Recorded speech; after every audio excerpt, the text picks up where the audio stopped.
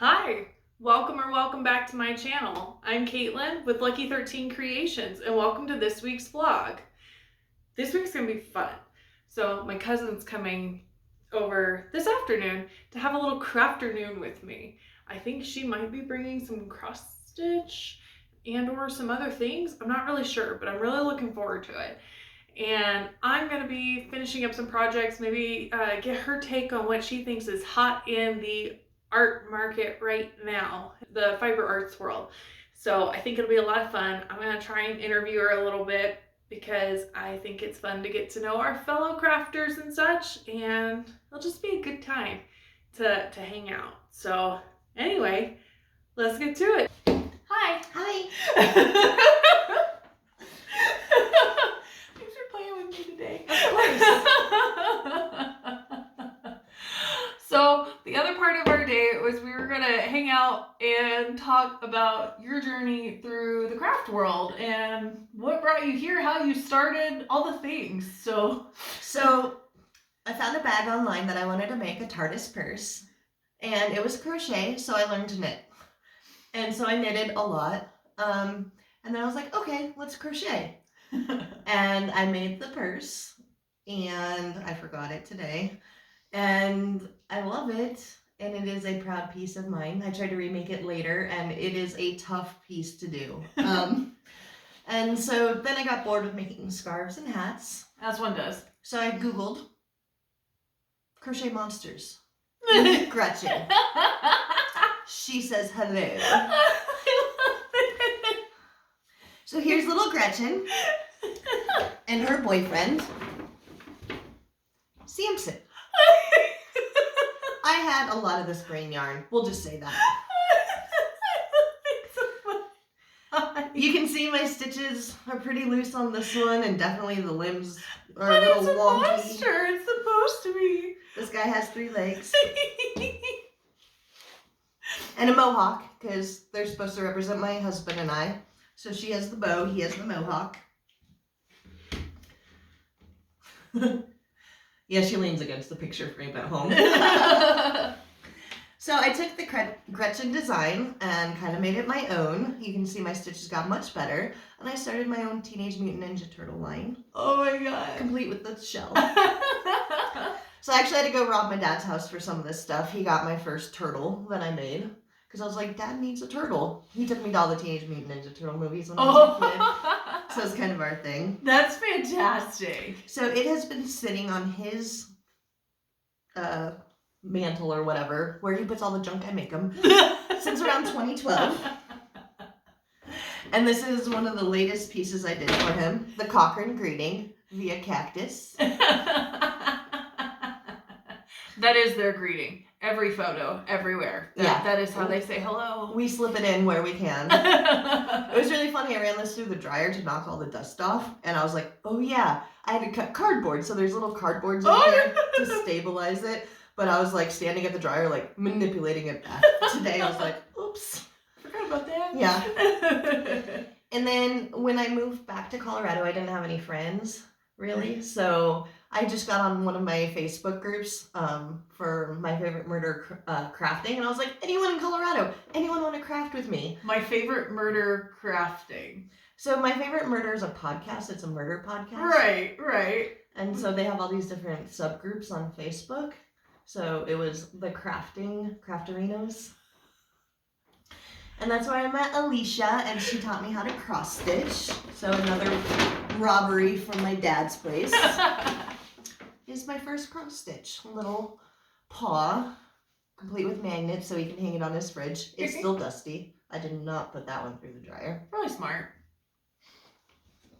And then from that little tiny paw, one of my COVID pieces is the Rosebud Motel from Schitt's Creek, complete with my very cheap but very fitting frame from Walmart. It actually looks really good. Yeah. I was going to ask you if you stained it even. No, it came like this. This piece got ripped out time and time again, as I cannot count and cross stitch apparently. But I'm very, very proud of how it turned out. And then my current whip If there's any Dungeon Crawler Carl fans out there, Princess Donut is in work. I am going to see or go to an event in April for the Avs promoting the books. So I'm very, very excited about that. I'm going in costume. And then there is, of course, the cricket. Oh, I love the cricket. So again, throwback to the turtles. My husband loves the Teenage Mutant Ninja Turtles. So it lights up. We probably can't see with all the lights on. But it does have a lit background. That's so cool. Another project where I was like, oh, this will take no time. And then with the background that was in there, I was like, you can't see anything. So I was like, okay, acrylic paint. Let's find some blue. And so kind of have a skyline in the back and stuff like that. So done a lot of shadow boxes, a lot of mugs, a lot of different things on the cricket. Iron on. I don't even feel like I've delved into the depths that cricket can do. Like, I've made these shirts, like these were cricket shirts, but that's about as far as I've gone. I use it to make patterns. So like if I do a leather belt, I'll make it like the cursive letters that I just cannot freehand, and I'll use that to trace it. Yeah. But I have not. Cricket can do a lot more than I. The cricket's pretty awesome. Looks like this is kind of warping, but it's been through a lot. Mugs. Oh, my first project is what I was going to talk about. So when I bought my cricket, I got a kit, and it came with like this gold glittery iron-on stuff. Yeah. And so then I made hand towels, but they couldn't just be hand towels. Then I had to crochet the tops, just like the old ladies with a little button and all that stuff. And then That's all why my you need a button coworkers. press, so you can make more of those. No, it was a little cheese button. So I sewed that on there and gave it to all my coworkers. I think I have one floating around my place somewhere. But yeah. I was like, everybody, enjoy. Take these from me. Yeah. I make things. Here you go. One of my favorite crochet projects that I did, which ended up with hot glue gun burns, is, have you seen the fish in a jar?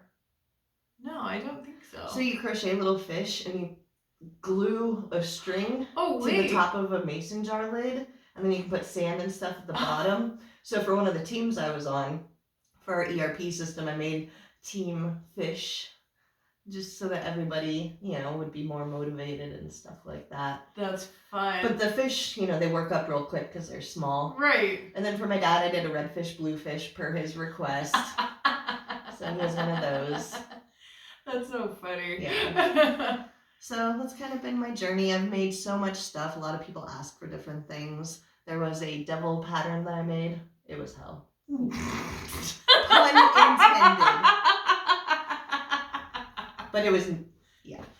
So much fun. Yeah. I made different Care Bears. I've done all kinds of different stuff.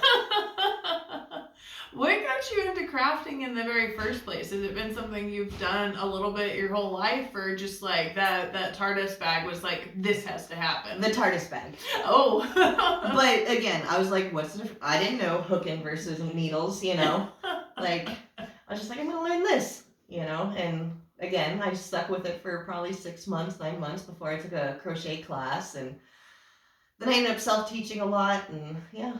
YouTube has been my teacher. Like 14 years ago, there was not nearly the YouTube resources that there are now. Fair.